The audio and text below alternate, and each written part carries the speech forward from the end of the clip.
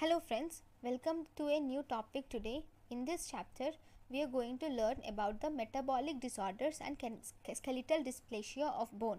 So if you see the metabolic disorders and skeletal dysplasia of bone, so in this we will learn about many metabolic disorders. But before that we will see some important one-liners. So what is the composition of the bone? The bone contains the cells. The bone can contain either the cells, the bone can contain either the cells or protein or mineral or combination. So if there is a defect in the following things, what will it lead to? If there is a defect in cells, it leads to Paget's disease of bone, osteoporosis, brown tumor. This defect in cells causes Paget's disease of bone, osteoporosis and Brown's tumor. Then whenever there is a defect in proteins causes osteogenesis imperfecta and scurvy. Defect in proteins is associated with osteogenesis imperfecta and scurvy. If there is in any way defect in mineral, which mineral can be defective? Calcium can be defective, and so it can lead to defect in mineral can lead to rickets or osteomalacia. Defect in mineral can lead to rickets and osteomalacia, that is vitamin D disorders, both of them. Then we have combination disorders. In combination disorders there can be osteoporosis which is associated with it. So in combination disorders it can include osteoporosis. So we have, if this defect is in cells, we have Paget's disease, osteoporosis and brown tumor. If the defect is in protein, we have osteogenesis imperfecta and scurvy.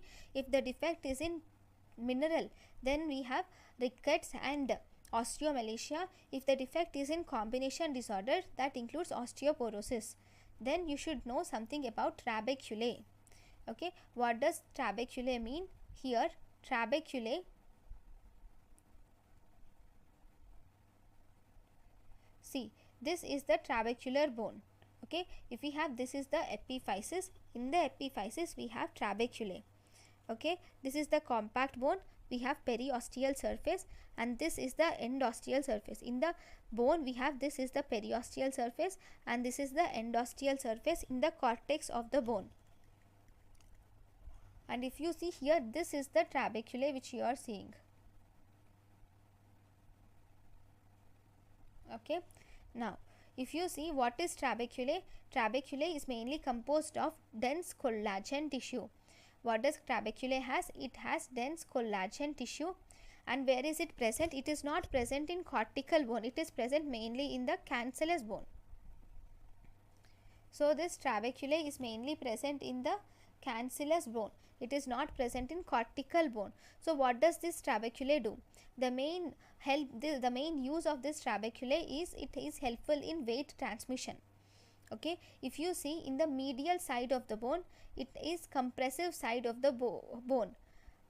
See, if this is the medial side you see lots of trabeculae which are compressed with one another, right? So medial side of the bone is compressive side of the bone, whereas lateral side of the bone is tensile strength. It provides tensile strength of the bone. So medial side provides the compressive side of the bone. Okay, it gives compressive strength to the bone, whereas lateral side of the bone will provide the tensile strength. Okay, so whenever there is loss of trabeculae, then obviously there is increased risk of fractures. Loss of trabeculae can lead to increased risk of fractures. So about trabeculae, if you see, it is composed of dense collagenous tissue present in cancellous bone, involved in weight transmission, and if the lateral side of the bone is involved in tensile strength, whereas medial side of the bone is involved in compression force of the bone. Then, so first we will learn about the first disorder which I would like to deal here is about rickets. Okay, if you see in rickets, this rickets is the disorder of children, and this occurs before the epiphyseal closure. This occurs if this is mainly due to vitamin D deficiency, and it occurs before the epiphyseal closure. Okay, so what is the etiology of rickets? If you see the etiology of rickets, it is mainly occurs due to vitamin D disorder, right? It can also occur due to calcium deficiency and phosphate deficiency. These deficiencies can be either dietary, or there can be due to rickets of prematurity, or it can be due to renal loss of these vitamins or minerals that can lead to rickets. Okay, now which majority of minerals to fetus is in third trimester. If the baby is born prematurely, then there will be 100% deficiency of minerals. See, majority of minerals are found in the fetus in third trimester. Okay, but if in any case the baby is developed prematurely, that is in premature baby. So if you see in premature baby, there is 100% deficiency of minerals. So this is one thing which you should definitely remember. So in premature baby we have 100% deficiency of minerals. Now what are the clinical features of this? If you see the clinical features, we have many one-liners in the clinical features. In the clinical features, you will find in the skull, you see craniotabes. What is craniotabes? Craniotabes is mainly the softening of the skull is craniotabes. You can see here in this doctor, if she is pressing the skull, it is like the skull is going in, right? So that's the softening of skull, most commonly seen over parietal.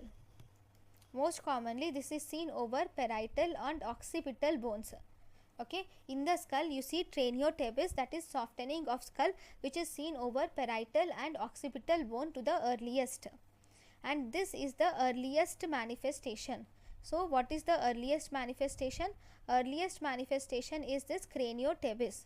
Okay, then after this craniotabes we have frontal bossing. Where is this frontal bossing? See, this is the frontal bossing which you are seeing.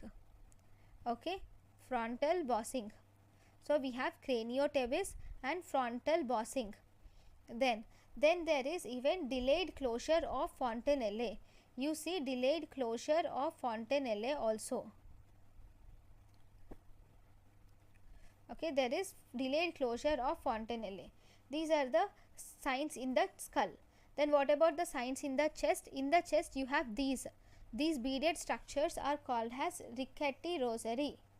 Okay, what is this rickety rosary? These are painless costochondral eminences. These are painless costochondral eminences. Why does these occur? These occur due to the deposition of osteoid in the costochondral junction. Because of that we have these rickety rosary. Then we have pectus carinatum.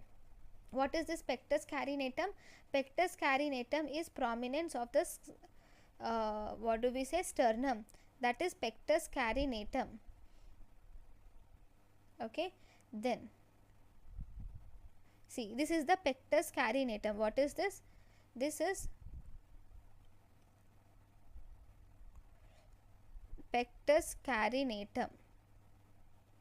Okay, then if you see the next, what do you see here? You will also see Harrison groove or Harrison sulcus. What is this Harrison groove or Harrison sulcus? It is the depression along the attachment of diaphragm at subcostal margin. Let me show you this Harrison sulcus.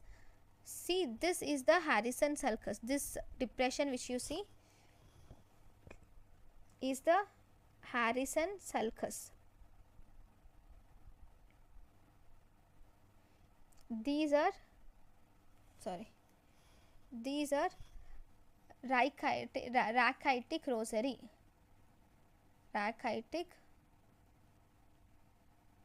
rosary. Okay, then if you see, the baby is short stature, the baby has short stature, there is bowing of diaphysis, right? In metaphysis you see splaying and fraying of metaphysis. You see bowing of metaphysis and bowing of diaphysis is seen, and there is splaying and fraying of metaphysis is seen.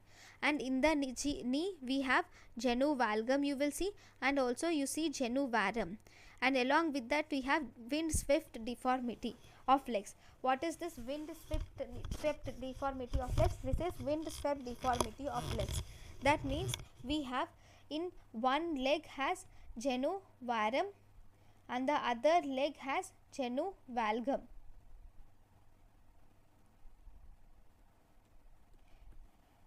Second leg has genu, valgum and varum.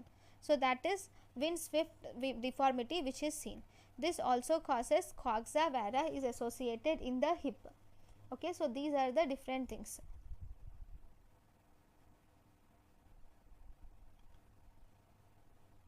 Then it also causes muscular flaccidity. There is weakness and tetany are seen, and you will also see protuberant abdomen. Okay, then in the evaluation of patient, you will have to do serum calcium, vitamin D, it should be done, and these are found to be decreased. You will see decreased serum calcium and vitamin D, and there is increased ALP. You see decreased serum calcium and phosphorus and vitamin D, and there is increased ALP is seen. And I'll show you the X-ray. In the X-ray, you see this metaphysis, there is fraying. So if you see, this is the fraying. Actually the metaphysis should be normal, right? But here you see this bowing, right, in the metaphysis, these one, and that is called as fraying and spraying. This mainly occurs due to the disorganization of the spongy bone at the metaphyseal region. Because of the disorganization of spongy bone at the metaphyseal region, we have irregular metaphyseal margins, and that is called as metaphyseal fraying. Then we have something called as metaphyseal cupping and splaying also. What is this metaphyseal cupping or splaying? Here you see protrusion of bulky mass is seen in the zone of hypertrophy. Okay, there is protrusion of bulky mass which is seen in the zone of hypertrophy, and that is called as metaphyseal cupping or flaying.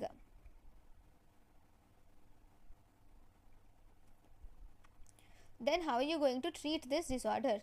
If you see the treatment of disorder, as you know, you should supplement serum calcium and vitamin D, and then you will have to see the monitoring of response. How are you going to monitor the response? There are two ways of monitoring the response. First, you have something called as radiological monitoring, and second, you have metabolic assessment. In radiological monitoring, you see appearance of white line at epiphysis. Radiological monitoring, you see appearance of white line at metaphysis on the X-rays, and this white line is seen in 1 to 1.5 months. So you see, this is the white line. See, proper white line will appear in 1 to 1.5 months. That is called as radiological monitoring. In metabolic assessment, you have to assess through ALP. Okay, so initially ALP is high, but on taking the minerals there will be decline in ALP, and then it becomes normal. For the ALP to become normal, it at least takes 1 to 2 years to become normal. So this is metabolic assessment. Okay, if you wanted to do, or if you are planning for any type of surgical correction, that should be done only when the ALP level comes to normal. When the alkaline phosphatase levels comes to normal, only then you should plan for any type of surgical therapy. So this is about rickets. Thank you guys for watching my lecture. Thank you.